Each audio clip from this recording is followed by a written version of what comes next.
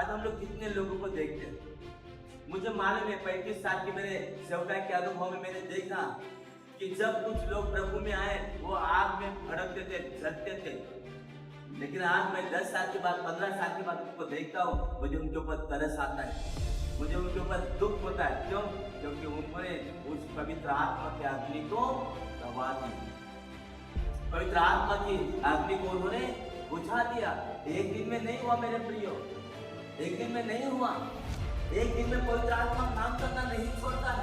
एक दिन में आपका हृदय कठोर नहीं होता है। एक दिन में आप परमेश्वर के विरोध में विद्रोह करने वाले नहीं बनते हैं।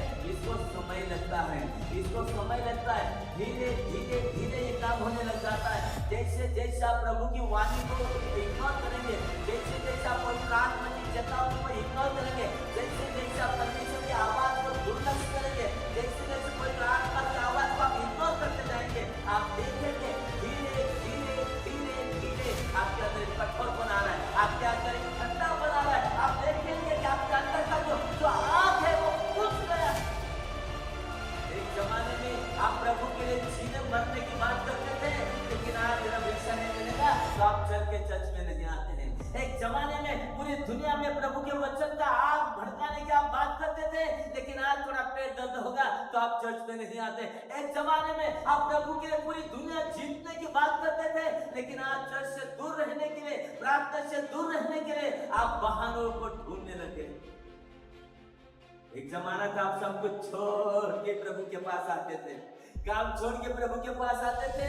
अभी आप ढूंढते मैं यदि चर्च में नहीं जाऊं तो मैं क्या बहाना दूं, पास्टर को क्या मैं बताऊं। हर बार ये नहीं बोल सकता पास्टर पेट दर्द हो रहा है, हर बार किसी को मार नहीं सकता हूं, हर बार ये नहीं बोल सकता प्रभु काम पे गया था। आप बुझ गइए, आप बुझ गइए। क्यों? क्योंकि परमेश्वर की वाणी को इग्नोर किया, पवित्र आत्मा की आवाज को इग्नोर किया। लेकिन और एक मौका है, परमेश्वर आपसे बात कर रहा है, परमेश्वर दोबारा आपको खड़ा होने का मौका दे रहा है, परमेश्वर दोबारा वो आग आपके अंदर भड़काने के लिए तैयार है। परमेश्वर का वचन कहता है यदि तो अपने पापों को मान लेगा, यदि आप अपने पापों को कबूल करने के लिए तैयार है, हाँ परमेश्वर पवित्र आत्मा, मैंने आपकी बातों को, आपकी चिंताओं को मैंने सीरियसली नहीं लिया, मैंने इग्नोर किया प्रभु आपकी बातों को। आपने मुझे बताया था लेकिन मैंने सीरियसली नहीं लिया, आपने मुझे कहा था लेकिन मैंने आपको सीरियसली नहीं। आप प्रभु मुझे मालूम था, आपने मुझे अगुवाही किया था, लेकिन मैंने आपकी आवाज को नहीं सुना प्रभु, मैंने इग्नोर किया। परमेश्वर ओ प्रभु मुझे क्षमा कर। वचन कहता है कि परमेश्वर दयालु है, वो कृपा करने वाला परमेश्वर। वचन कहता है कि जो कोई अपने पापों को मान लेता है उसके ऊपर दया की जाती है। वचन कहता है कि जो अपने पापों को मानता है, पश्चाताप करता है, उसको क्षमा मिलती है। आज के समय आपको लगता है कि आपके अंदर एक खालीपन आ चुका है, आपको लगता है कि वो आग जो एक जमाने में आपके अंदर जल रही थी शायद आज नहीं है।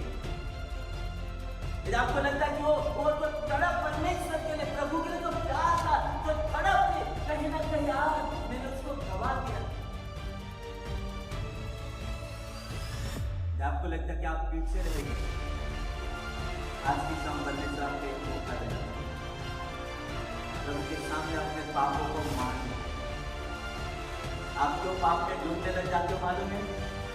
आप पाप आपकी जिंदगी का भाग्य बन जाता मालूम है?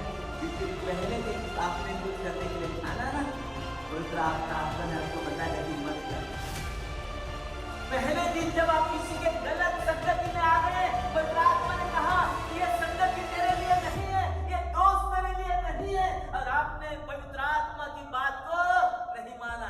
जब पहले दिन आपने बीड़ी को फूका, पवित्र आत्मा ने कहा तेरा भाग नहीं है, और आपने पवित्र आत्मा की बात को नहीं माना। पहले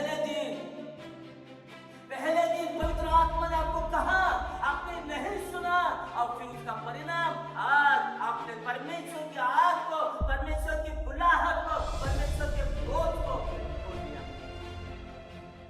लेकिन आज फिर एक बार परमेश्वर आपको खड़ा कर सकता है यदि आप मान लेते कि हाँ वो आग ठंडी हो चुकी है, वो बोझ खत्म हो चुका है। यदि आप मानते हैं, प्रभु से क्षमा मांगते हैं, परमेश्वर दोबारा उस आग को